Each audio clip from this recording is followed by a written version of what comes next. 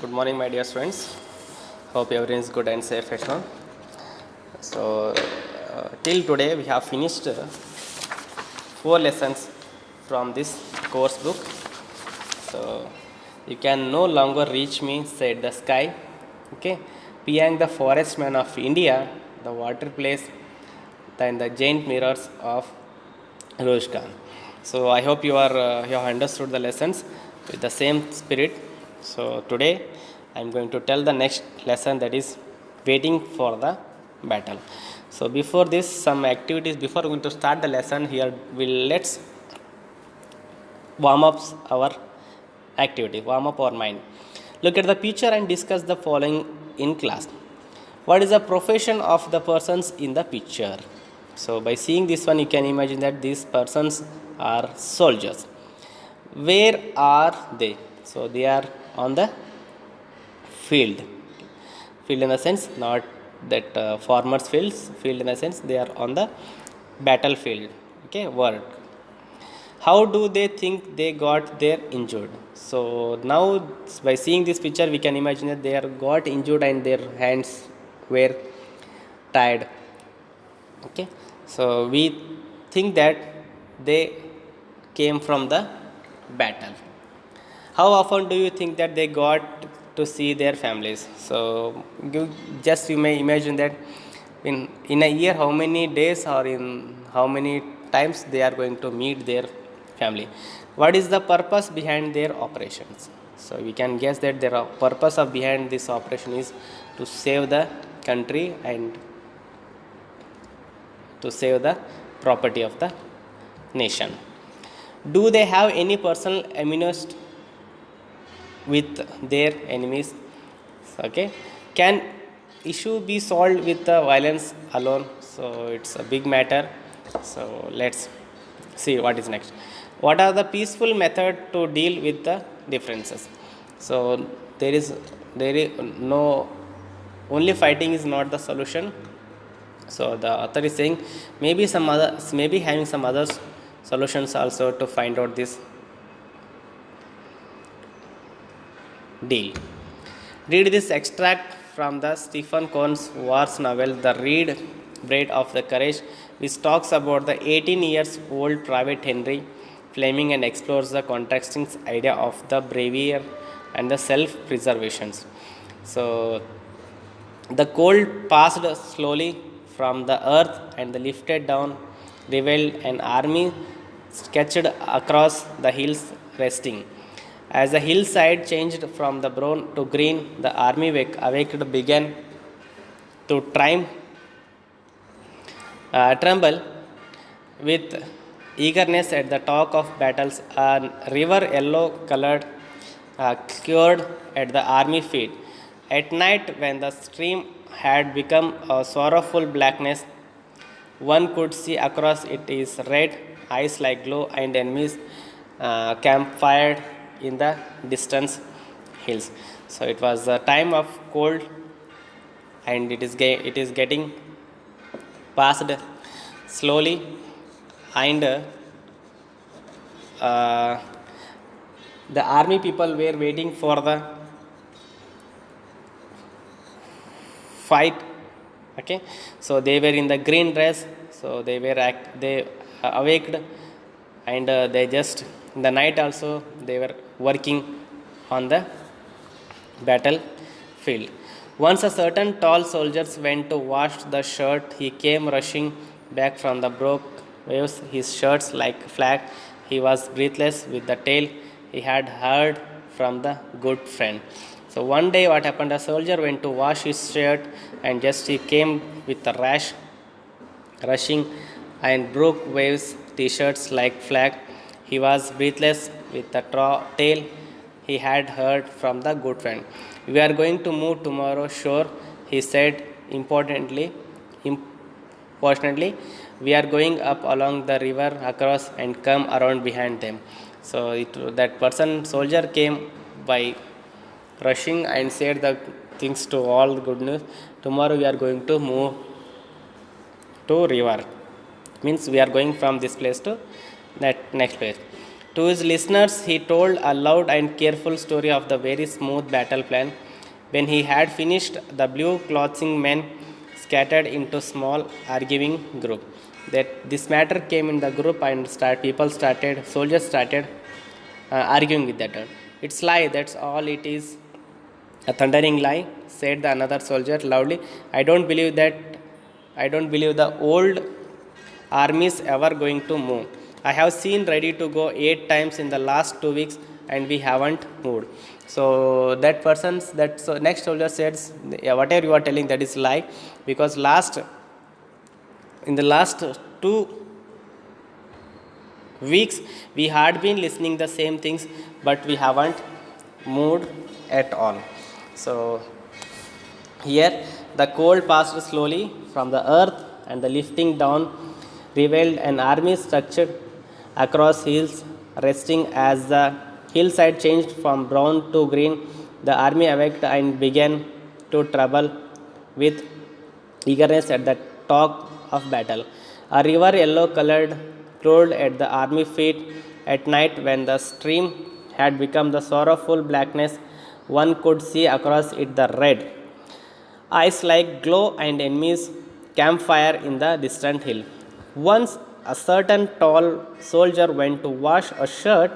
He came rushing back from the brook, waving his shirts like a flag.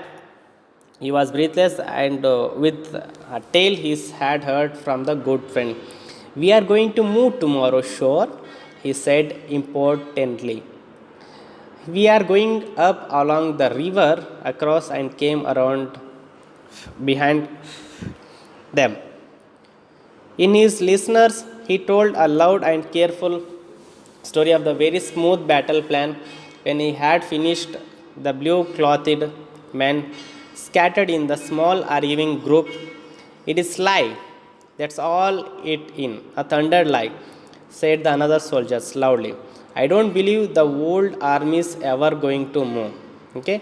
Because I have been ready to go 8 times in the last 2 weeks, but we haven't moved. We haven't moved yet. The tall soldier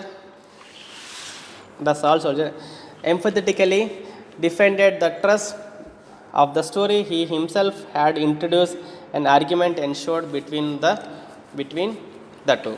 Again, that soldier says it's not easy, so we are not in a position to move out from here. So means there is no chances of going here to there. There was a youthful soldier who listened with eager ears to the word of the tall one and to the worried remark of his friends. After listening to discussions concerning marches and attack, he went to his tent. He wished to be alone with some new thoughts that he lately came to him. So there was a youthful soldiers who listened with ears to the words of tall and one worried remark on his friends. That was soldiers waited, and after that some friends came. Friends means soldiers came, and they started listening and discussing the things. He was in a condition of shock. They were at last going to fight. Tomorrow perhaps there would be a battle, and he would be in a. He somehow found it difficult to believe that he was about to take part in one of these great affairs of the world. That they said, so tomorrow we are going to fight, tomorrow going to for the battle perhaps. So there would be a battle and he would be in. He somehow found it difficult to brave that he was about to take part in one of these great affairs of the world.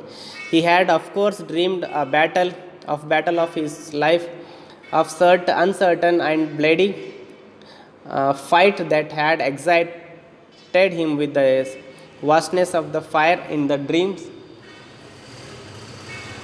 He had seen himself in many struggles. He had imagined people secured in the protection of his fairy bravery, but awake he had regarded battles as blood marks on the pages of the past, a portion of the world's history that he had disappeared forever. He had wanted several times to join the army. Tales the great moment strokes the hand.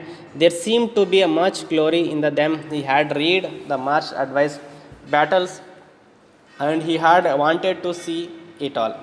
So these two paragraphs says that again. So it is the dream of the soldiers, every soldiers to fight for the nation, to fight for their rights. That person soldiers was waiting, eagerly waiting for the battle. But his mother had prevented him from going. She looked with a little favor upon the quality of his war spirit.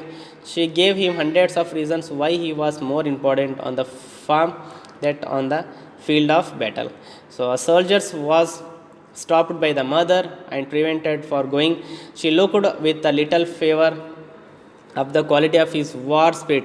She gave him hundreds of reasons why he was more important. Okay, so that more important on the farm, this than on the field of battle. At last, at last, however, he had taken the firm positions. The newspaper, the talk of the village, his own imagination had excited him to an uncontrollable degree. They were in the trust fighting finally down there. Almost every day, the newspaper talked of victory. So that person was eagerly waiting to join the army, and he was keep on seeing in the news, daily news, daily news in the village, and he was unforgettable uncontrolled degree that they were trust, and he was keep on listening daily in the newspaper of the soldiers victory. One night as he laid in bed, the winds had carried to him, and the wind, while ringing on the church bell, announced the news of great battle. This had made him tremble in the excitement. Later he had gone down to his mother room and said, "Ma, I am going to join the army."